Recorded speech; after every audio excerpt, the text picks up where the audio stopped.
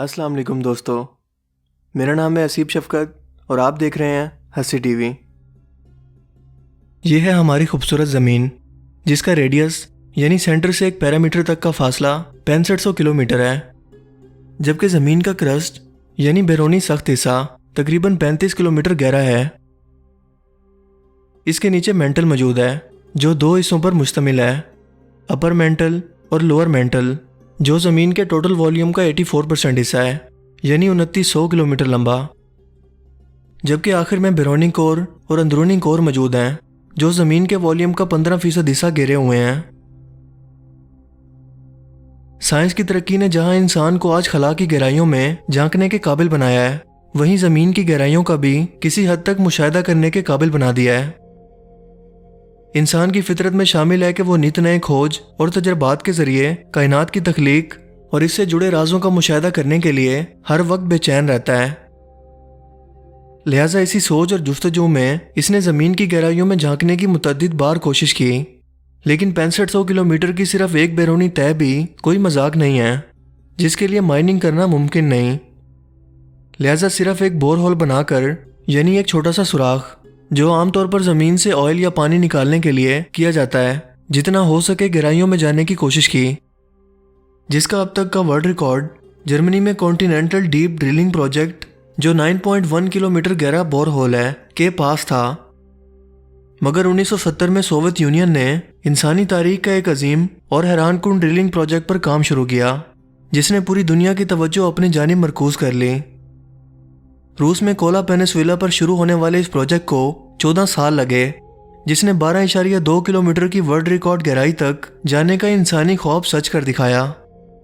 और इस दौरान कई हैरानकुन वाक़यात, तहकीकात और अफवाहों ने भी जन्म लिया। इस प्रोजेक्ट पर 300 स्किल्ड वर्कर्स ने लगातार काम किया जो अपने काम में माहिर तो थे, मगर ये नहीं जानते थे कि इन्हें एक मखसूस गहराई के बाद क्या क्या देखने को मिल सकता है। शुरू में सब कुछ नॉर्मल रहा, मगर 7 मील यानी 11.2 किलोमीटर की तारीखी ड्रिलिंग के बाद चंद हैरानकुन वाक़यात रुनमा होना शुरू हुए। इस ड्रिलिंग मशीन पर एक हीट प्रूफ माइक्रोफोन मौजूद था जिसने इस गहराई से चंद ऐसी पुरअसरार और खौफनाक आवाज़ें रिकॉर्ड की जिसने वहां मौजूद तमाम वर्कर्स को खौफजदा करके रख दिया। इस जगह का टेम्परेचर भी 1000 डिग्री सेंटीग्रेड तक पहुंच गया था, यानी ये जहन्नुम का दरवाज़ा था जहां से आने वाली ये पुरअसरार आवाज़ें जहन्नमियों की चीखों पुकार थी। या कुछ लोगों के मुताबिक जहन्नुम की गहराई में कैद शयातीन इस दरवाजे से दुनिया में दाखिल हो गए। ये आवाज़ें कुछ इस तरह की थीं।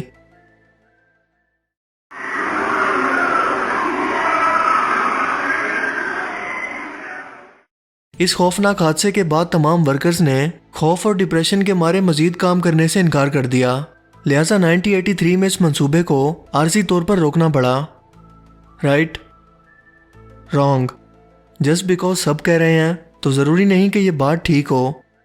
जब मैंने इस टॉपिक पर रिसर्च करना शुरू की तो कई हैरानकुन इंकशाफात हुए और पता चला कि ये महज मनगढ़ंत और अफसानवी कहानी के अलावा कुछ नहीं है।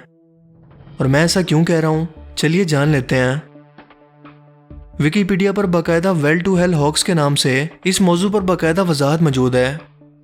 दरअसल ये अफवाहें 1995 से दुनिया भर में गर्दिश कर रही हैं।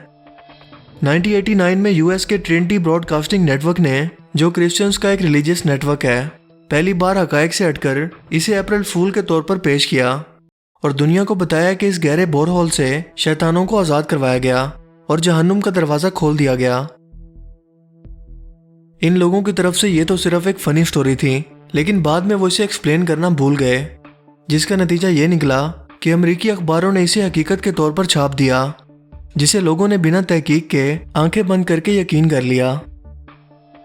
सो इससे पहले कि इसकी वजाहत की जाती, ये अफवाह दुनिया भर में फैल चुकी थी। दरअसल यहाँ काम करने वाले जियोलॉजिस्ट का अंदाज़ा था कि इन्हें मैक्सिमम टेम्परेचर जो देखने को मिलेगा वो 100 डिग्री सेंटीग्रेड तक हो सकता है, मगर ये 200 डिग्री सेंटीग्रेड तक जा पहुंचा। ये वर्कर स्किल्ड तो थे, लेकिन इतनी ज़्यादा गहराई में काम का तजर्बा नहीं रखते थे। इसके साथ साथ तेज़ी से बढ़ते टेम्परेचर की बदौलत ड्रिलिंग मशीनरी ने काम करना छोड़ दिया। इसके अलावा सोवियत यूनियन ने इस प्रोजेक्ट की फंडिंग भी मजीद करना बंद कर दी, जिसकी बदौलत इस प्रोजेक्ट को आर्जी तौर पर रोकना पड़ा, ना कि जहन्नुम के किसी दरवाजे की वजह से। और जहां तक इस रिकॉर्डिंग का ताल्लुक है तो इसे मुख्तलिफ साउंड इफेक्ट से मिलाकर बनाया गया है। कुछ लोगों का मानना है कि ये आवाज़ें 1972 में रिलीज होने वाली एक हॉरर मूवी बैरन ब्लड से ली गई हैं। 1983 में दोबारा से इस प्रोजेक्ट पर काम का आगाज हुआ, मगर 12.2 किलोमीटर की गहराई पर जाकर ड्रिल मशीन मुड़ गई। टेम्परेचर भी इंतहाई शदीद हो गया, जिसकी वजह से मजीद काम जारी रखना नामुमकिन हो गया, सो मजबूरन इसे बंद करना पड़ा।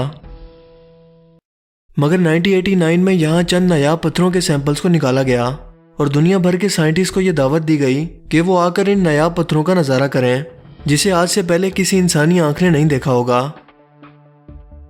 इन पत्थरों ने इंसानों के लिए एक टाइम मशीन का काम किया और हमें वक्त में पीछे ले जाकर बताया कि हमारी इस कायनात के बनने के वक्त इसके हालात क्या रहे होंगे। कई बिलियन साल पहले हमारा ये घर कैसा रहा होगा, हमारी ज़मीन कैसे वजूद में आई, और ऐसे ऐसे राज जानने का मौका मिला जिससे इंसान आज तक नावाकिफ थे, क्योंकि इन पत्थरों की उम्र 2 बिलियन 800 मिलियन साल से भी पुरानी बताई जाती है। मजीद 9 किलोमीटर गहराई में कुदरती तौर पर डायमंड ज़मीन की क्रस्ट में मौजूद थे, और सबसे मज़ेदार बात कि ज़मीन की क्रस्ट के सिर्फ 3 किलोमीटर नीचे वो पत्थर मिले जो नासा के मुताबिक उन्होंने चांद से लाए गए सैंपल्स के तौर पर पेश की। मुमकिन तौर पर इसकी वजह यह बताई जाती है कि चांद ज़मीन का ही एक हिस्सा था, मगर एक शाब साकिब के टकराने के बाद चांद को एक बड़े टुकड़े के तौर पर अलग कर दिया। वक्त गुजरने के साथ कशिश शक्ल की बदौलत इसकी शेप स्फेरिकल होने लगी, जो आज हमें नजर आती है। या फिर ये नासा के चांद पर जाने के ड्रामे का एक और सबूत है। ये फैसला तो मैं आप पर छोड़ता हूं। कोला सुपर डीप होल इंसानी तारीख का एक अहम तरीन तजर्बा था, जिसने कायनात के कई अहम राजों से पर्दा उठाया।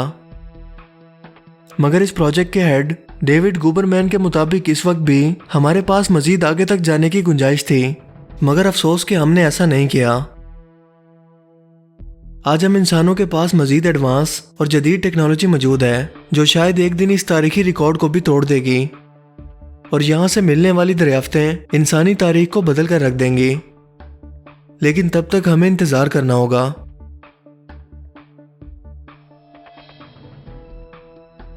तो दोस्तों, क्या आप भी ज़ेरे ज़मीन जहन्नुम के धोखे को अब तक सच मानते थे? मुझे कमेंट करके ज़रूर बताइएगा।